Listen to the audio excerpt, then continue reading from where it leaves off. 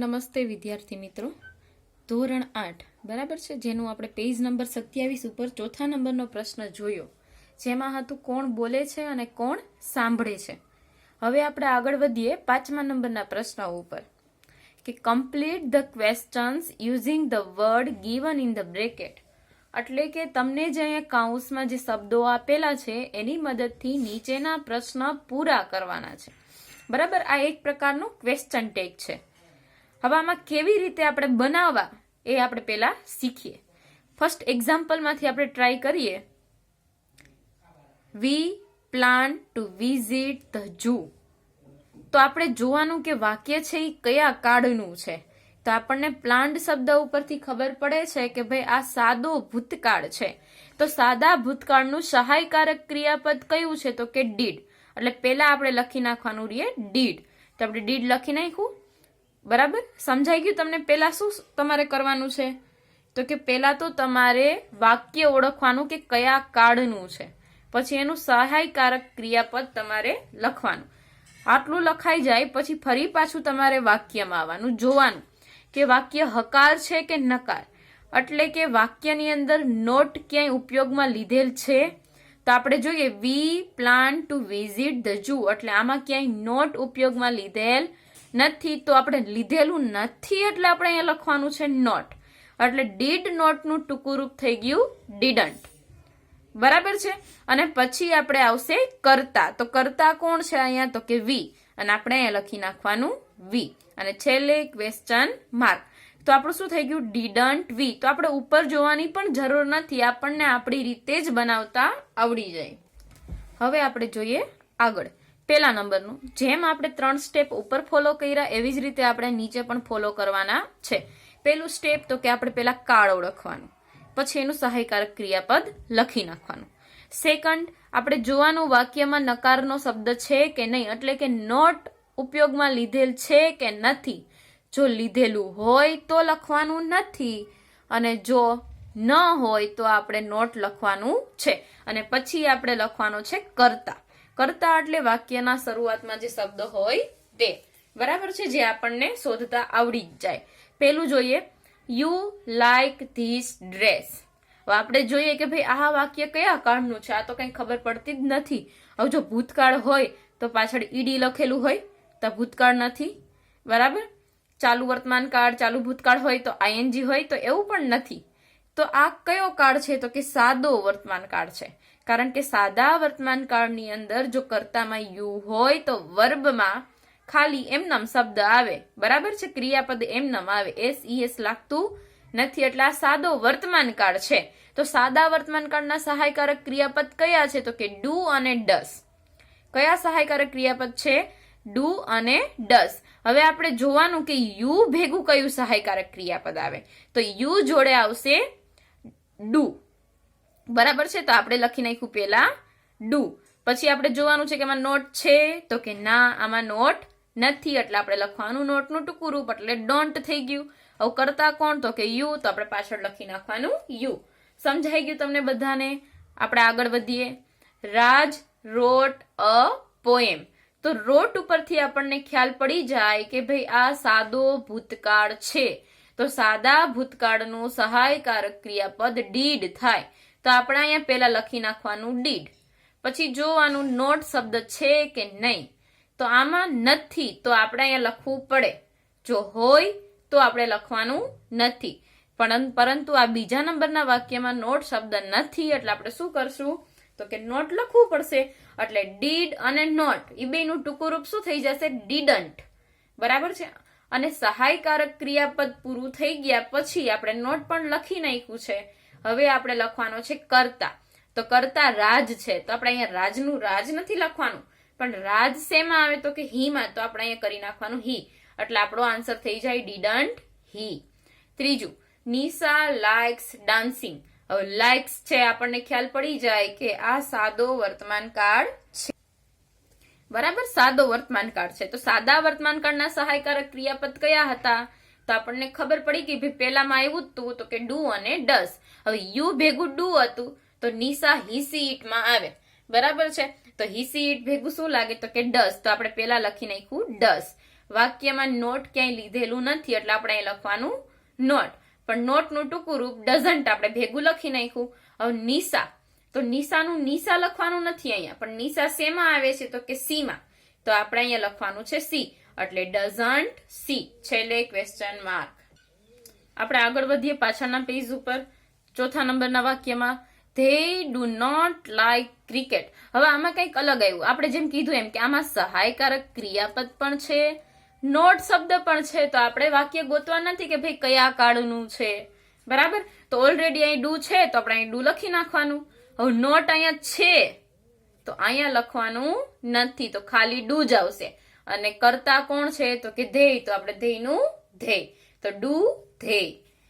પાંચમા નંબરનું it is quite cold here. It is, બરાબર છે. તો સહાયકારક ક્રિયાપદ કયું છે તો કે ઇઝ, તો પેલા લખી નાખશું ઇઝ. વાક્યમાં નોટ છે, જેમ કે જો અહીંયા ઉપર હતું નોટ પણ આમાં છે નીચે તો કે ના, તો આપણે અહીંયા લખવું પડશે. એટલે ઇઝ અને નોટ અલગ અલગ લખવા કરતા આપણે શોર્ટમાં લખવું હોય તો આપણે ઇઝન્ટ લખી શકાય, એટલે આપણે શોર્ટમાં જ બધા રૂપ લખવાના છે, બરાબર. એટલે આપણે અહીંયા આવી જશે ઇઝન્ટ, ઇઝન્ટ. અને પછી આવશે આપણું કરતા, તો કરતા કોણ છે અહીંયા તો કે ઈટ. સોરી, અહીંયા ઇઝ છે પણ ઇઝની જગ્યાએ શું આવશે તો કે ઈટ, તો ઇઝન્ટ ઈટ. છઠ્ઠું છે Ankit did not run fast. Already આમાં પણ સહાયકારક ક્રિયાપદ પણ છે અને નોટ શબ્દ પણ આમાં છે, એટલે આપણે પેલા લખી નાખવાનું છે ડીડ. હવે નોટ છે એટલે આપણે લખવાનું નથી. અને અંકિત શેમાં આવશે તો કે હીમાં, તો ડીડ હી, બરાબર છે. તો આવી જ રીતે બધા તમારે બનાવવાના છે. તમે લોકો ટ્રાય કરજો. 2 મિનિટ હું આવી રીતે જે મારા લખેલા છે હું અહીંયા રાખું છું, તમે લોકો તમારી જાતે પ્રેક્ટિસ કરજો.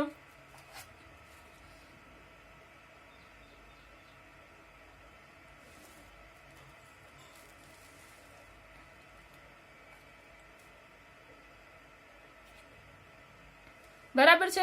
આપણે એક અહીંયા જોઈએ કે Krishna can not understand English.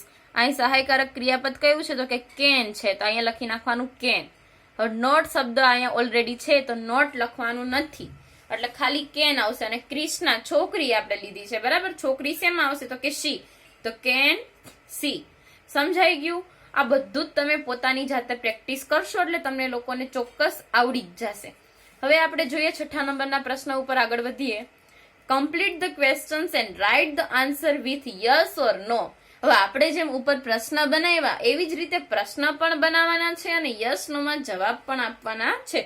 થોડુંક એક્સ્ટ્રા આમાં એડ કરેલું છે. જોઈએ એક્ઝામ્પલમાં કે યુ લાઈક સિંગિંગ. તો આપણે જોયું એમ જ કે ભાઈ આ કયો કાળ છે એ પેલા ગોતવાનું, તો કે સાદો વર્તમાન કાળ. સાદા વર્તમાન કાળમાં ડુ ડઝ આવે, તો યુ જોડે શું આવે તો કે ડુ, તો ડુ લખી નાખ્યું. હવે નોટ શબ્દ આમાં નથી એટલે અહીંયા ડોન્ટ થઈ ગયું. અને કરતા કોણ છે તો કે યુ, તો અહીંયા યુ આવી ગયું, બરાબર છે. એટલે ડોન્ટ યુ થઈ ગયું. હવે મારે યસ અને નો માં જવાબ લખવાનો, તો કેવી રીતે લખવાનું? હવે અહીંયા જોવાનું, જો અહીંયા મેં નોટ શબ્દ ઉપયોગમાં લીધો હોય, નોટ શબ્દ ઉપયોગમાં લીધો હોય તો મારે યસ માં જવાબ આપવાનો. જો ન લીધો હોય તો મારે નો માં જવાબ આપવાનો. સમજાય છે? બરાબર. ન સમજાય તો ફરી પાછું જોઈએ આપણે. હવે તમને લોકોને આ પ્રશ્ન બનાવતા આવડે છે. આપણે જોયું કે ભાઈ પેલા સહાયકારક ક્રિયાપદ લખ્યું, પછી આમાં નોટ શબ્દ નતો એટલે આપણે નોટ લખ્યું, એટલે ડોન્ટ થઈ ગયું. અને કરતા લખી નાખ્યો યુ. હવે પેલાને જોઈને બીજું બનાવ્યું તો બીજાને જોઈને ત્રીજું બનાવવાનું, બરાબર છે. તો ડોન્ટ યુ ઉપરથી મને ત્રીજું જવાબ મળે. હવે આપણે જોવાનું કે ભાઈ જો અહીંયા ઓલરેડી નોટ હોય, નોટ શબ્દ ઉપયોગમાં લીધેલો હોય તો મારે શું કરવાનું? યસમાં જવાબ આપવાનો. એટલે મારે પેલા લખવાનું યસ. હવે યુ થી પ્રશ્ન પૂછ્યો હોય તો જવાબ મારે આવે આઈમાં, બરાબર. અને આઈ ભેગું સહાયકારક ક્રિયાપદ આવશે ડુ. સમજાય છે તમને લોકોને? જોઈએ આપણે હજી એક એક્ઝામ્પલ કે Asha does not like singing. Already સહાયકારક ક્રિયાપદ છે, શું છે તો કે ડઝ, તો આપણે ડઝ લખી નાખ્યું. નોટ છે તો આપણે નોટ લખવાનું નથી. હવે એમાં આશા, આશા શેમાં આવશે તો કે છોકરીમાં, તેણીમાં, એટલે આપણે અહીં લખી નાખ્યું સી. તો આપણું બીજા નંબરમાં શું થઈ ગયું તો કે ડઝ સી. હવે આના ઉપરથી આપણે આ બનાવવાનું છે, તો આપણે જોવાનું કે આમાં નોટ લીધેલું છે તો કે ના. નથી લીધેલું તો આપણે અહીંયા લખવાનું નો. લીધેલું હોય તો યસમાં જવાબ, ન લીધેલું હોય તો નો માં જવાબ. તો અહીં નો લખી નાખ્યું પેલા, બરાબર છે. પછી કરતા સી, તો અહીં સી લખી નાખવાનું, સી ભેગું સહાયકારક ક્રિયાપદ ડઝ, બરાબર છે. તો નો ભેગું ખાલી ડઝ ના આવે પણ ડઝન્ટ લખવું પડશે. સમજાઈ ગયું તમને બધાને? આપણે જોઈએ હજી આગળ તો કે Nishi and Amit like singing, સાદો વર્તમાન કાળ જ છે. તો આપણે અહીંયા નિશી એન્ડ અમિત એનું સહાયકારક ક્રિયાપદ થશે ડુ, તો પેલા ડુ લખી નાખ્યું. વાક્યમાં નોટ શબ્દ નથી એટલે આપણે અહીં નોટ લખશું, પણ ડુ અને નોટનું ટૂંકું રૂપ થઈ જશે ડોન્ટ. અને નિશી અને અમિત બે જણા છે એટલે એના માટે વપરાશે ધેય, તો ડોન્ટ ધેય. તો પેલા ઉપરથી બીજું બનાવ્યું, હવે આના ઉપરથી આપણે ત્રીજો જવાબ ગોતવાનો છે. હવે ડોન્ટ ધેય, આમાં નોટ શબ્દ છે તો કે હા, તો મારે યસમાં જવાબ લખવાનો. તો પેલા મેં યસ લખી નાખ્યું તો કે હા.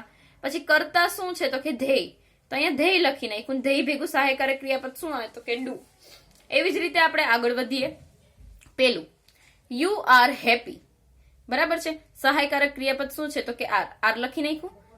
નોટ છે તો નોટ નથી, તો આપણે અહીંયા લખવું પડશે નોટ, એટલે આરન્ટ થઈ ગયું. અને કરતા છે યુ એટલે યુ લખી નાખ્યું, એટલે આપણો જવાબ મળી ગયો આરન્ટ યુ. હવે આ લખાઈ ગયા પછી આપણે એના પછીનો જવાબ ગોતવાનો. હવે આરન્ટ યુ માં નોટનો ઉપયોગ થયેલો છે એટલે આપણો જવાબ આવશે યસમાં. યસ લખી નાખ્યું. પછી યુ થી પ્રશ્ન પૂછ્યો છે એટલે જવાબમાં મળશે આઈ, બરાબર, એટલે આઈ. અને યુ ભેગું આર સહાયકારક ક્રિયાપદ હતું, તો આઈ ભેગું શું આવશે તો કે એમ. તો આપણો જવાબ કમ્પ્લીટ થઈ ગયો, યસ આઈ એમ. બીજું જોઈએ આપણે નીચે, જય ઇઝ નોટ હેપી, સહાયકારક ક્રિયાપદ છે ઇઝ. નોટ ઓલરેડી છે તો આપણે લખવાનું નથી. જય શેમાં આવશે તો કે હી માં, તો ઇઝ હી. હવે આમાં નોટ લીધેલું નથી એટલે જવાબ આવશે મારો નો માં. તો નો પછી કરતા હી અને ઇઝ, તો એ નો છે આગળ એટલે ઇઝન્ટ થશે. એવી જ રીતે આપણે એના પછીનું જોઈએ, વી આર હેપી, તો પેલા સહાયકારક ક્રિયાપદ લખશું આર. હવે નોટ છે તો કે ના, તો આરન્ટ થઈ ગયું. અને વી નું વી, આરન્ટ વી. હવે અહીંયા નોટ લીધેલું છે તો આપણો જવાબ આવશે યસમાં. પછી આવશે કરતા વી અને વી જોડે આવશે આર. આપણો જવાબ પૂરો. બીજા નંબરનું જોઈએ, યુ વેર નોટ ટાયર્ડ, સહાયકારક ક્રિયાપદ છે વેર. નોટ ઓલરેડી છે, આપણે નોટ લખવાનું નથી, યુ નું યુ લખી નાખવાનું એટલે વેર યુ. હવે આમાં નોટ શબ્દ લીધેલો નથી એટલે આપણો જવાબ આવશે નો માં. હવે યુ થી પ્રશ્ન પૂછ્યો, જવાબ આવશે આઈ માં. અને નો આઈ વોઝન્ટ, શું થશે વોઝન્ટ. શીતલ વોઝ ટાયર્ડ, તો પેલા વોઝ નોટ નથી એટલે વોઝન્ટ થઈ જશે. શીતલ આવશે સી માં, તો વોઝન્ટ શી. નોટ ઉપયોગમાં લીધેલું છે એટલે આપણે આવશે યસ. પછી સી અને સી જોડે ખાલી આવશે was, yes she was. They were not tired, બરાબર છે. સહાયકારક ક્રિયાપદ છે વેર. નોટ ઓલરેડી છે તો આપણે લખવાનું નથી. અને ધેયનું ધે, વેર ધે, બરાબર છે. સમજાઈ ગયું તમને બધાને આટલું? હવે આના ઉપરથી ત્રીજો જવાબ મારે બનાવવો હોય તો મારે પેલા જોવાનું કે આમાં નોટ છે કે નહીં. તો આમાં નથી એટલે મારો જવાબ આવશે નો માં જ. પછી કરતા લખી નાખવાનો ધેય, નો ધેય. પછી ધેય ભેગું સહાયકારક ક્રિયાપદ વેર, પણ આગળ નો છે એટલે વેરન્ટ થશે. નો ધેય વેરન્ટ. તો બાકીના જે 3, 4, 5 અને 6 જે છે એ તમારે હોમવર્કમાં છે, જે તમારે પોતાની જાતે ઘરે પ્રેક્ટિસ કરીને લખવાના છે. બરાબર, ન સમજાય તો વિડીયો 2 વાર જોજો, તમને લોકોને સમજાઈ જશે. પ્રેક્ટિસ કરવાથી આવડશે. બરાબર, આજના લેક્ચરમાં આટલું જ.